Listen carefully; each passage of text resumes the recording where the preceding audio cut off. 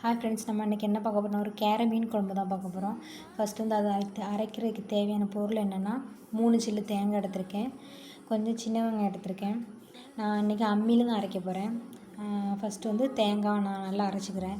ஆனால் நீங்கள் வந்து தேங்காய் வந்து திருவி வச்சுக்கிட்டீங்க அப்படின்னா உங்களுக்கு அரைக்கிறதுக்கு ஈஸியாக இருக்கும். நான் வந்து நறுக்கி தான் வச்சுருக்கேன். நல்லா தேங்காய் அரைச்சதுக்கப்புறம் கொஞ்சம் சின்ன வெங்காயம் வச்சு அரைச்சிக்கோங்க. நல்லா சின்ன வெங்காயம் அரைக்கணும் இல்லை, லைட்டாக 1-2 இப்படி சின்ன வெங்காயம் கிடந்தா போதும், ஒன்றும் பிரச்சனை இல்லை, நல்லாயிருக்கும்.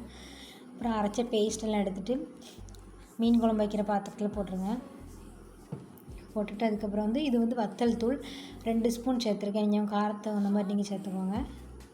இது வந்து வீட்டில் அரைச்ச குழம்பு மிளகாய் தூள். இது வந்து மீன் குழம்பு, கருவாட்டு குழம்புக்கு யூஸ் பண்ணுவேன், புளி குழம்புக்கு அதுக்கெல்லாம் யூஸ் பண்ணுறது.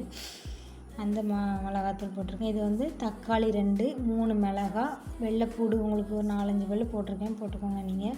இது வந்து தேங்காய் அரைச்சோலையும் அதில் உள்ள தண்ணி கொஞ்சம் ஊற்றிக்கோங்க. ஒரு நெல்லிக்காய் சைஸ், அந்த முழு நெல்லிக்காய் சைஸ் அளவுக்கு புளி எடுத்து கரைச்சி வச்சுருக்கேன், அந்த தண்ணி ஊற்றிக்கோங்க. உங்களுக்கு இனியும் தண்ணி வேணும் அப்படின்னா கொஞ்சம் கூட தண்ணி ஊற்றிக்கோங்க. நாங்கள் தண்ணி எனக்கு இந்த அளவு போதும். இதை அப்புறம் நல்லா ஒரு கரண்டி வச்சு நல்லா மிக்ஸ் பண்ணிக்கோங்க. அந்த பொடி எல்லாமே நல்லா மிக்ஸ் ஆகிருக்கும். நம்ம போட்டிருக்கோம் இல்லையா, மிளகாத்தூள் எல்லாமே நல்லா மிக்ஸ் ஆகணும். அப்புறம் வந்து மிக்ஸ் பண்ணிட்டு அடுப்பில் வச்சு கொஞ்சம் குழம்ப கொதிக்க விடுங்க.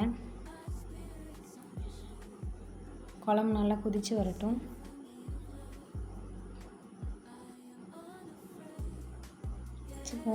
சிம்மில் மூடி போட்டிங்கன்னா கொஞ்சம் தீ குறைச்சி வைக்கணும், நல்லா பொங்கிடும். அதனால் கொஞ்சம் உப்பு போட்டுக்கோங்க. இந்த டைமில் கொஞ்சம் உப்பு போட்டுக்கோங்க.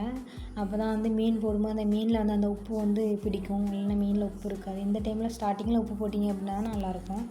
இப்போ வந்து குழம்பு நல்லா கொதிச்சிட்டு இப்போது நம்ம கழுவி வச்சுருக்கோம் இல்லையா, அந்த கேரை மீன் ஒன்று ஒன்றா எடுத்து உள்ளே போட்டுக்கோங்க. மொத்தமாக போட்டிங்க அப்படின்னா கையில் தெரிச்சிடும். அதனால் பார்த்து மெதுவாக ஒன்று ஒன்றா போடுங்க.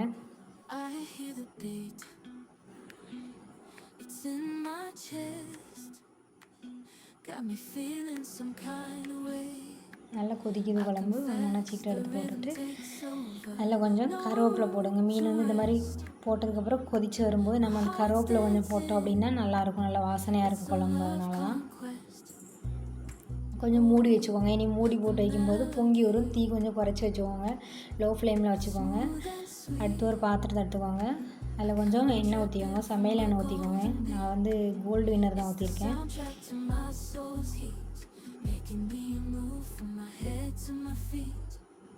ஒரு 2 டேபிள் ஸ்பூன் சமையல் எண்ணெய். அப்புறம் வந்து கொஞ்சம் கடுகு, சின்ன ஸ்பூனுக்கு 1 ஸ்பூன் தான் போடுறேன், குட்டி ஸ்பூனு. அதுக்கு வந்து கொஞ்சம் கடுகு, 1 ஸ்பூன் கடுகு போட்டிருக்கேன். அதே மாதிரி ஒரு சின்ன ஸ்பூனுக்கு 1 ஸ்பூன் வந்து நான் வெந்தயம் சேர்த்துருக்கேன். கொஞ்சம் வெந்தயம் போட்டு கடுகும் இந்த வெந்தயம் நல்லா வெடித்து ப்ரௌனிஸாக வர்ற வரைக்கும் கொஞ்சம் வெயிட் பண்ணணும்.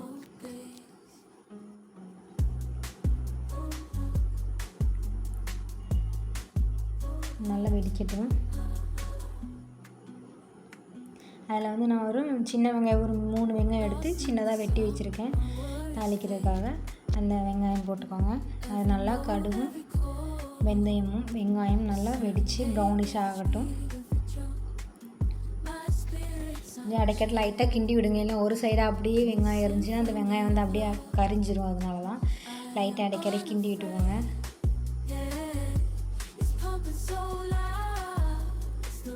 இல்லை கொஞ்சம் கருவேப்பிலை சேர்த்துக்கோங்க. அப்படியே இது சேர்ந்து கருவேப்பிலை வெடித்து அது கூட மிக்ஸ் பண்ணிக்கோங்க. நல்லா வெடித்து வரும் கருவேப்பிலை.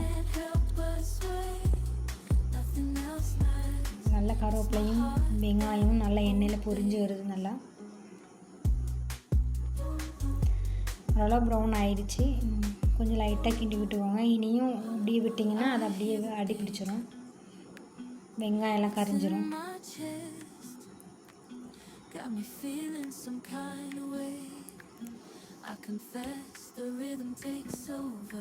நல்லா ஓரளவுக்கு ப்ரௌன் ஆகிடுச்சு.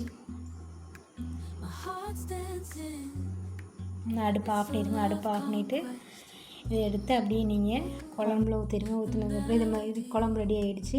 இதே மாதிரி நீங்களும் வீட்டில் செஞ்சு பாருங்கள். சப்ஸ்கிரைப் பண்ணுங்கள், ஷேர் பண்ணுங்கள், கமெண்ட் பண்ணுங்கள். Thank you all.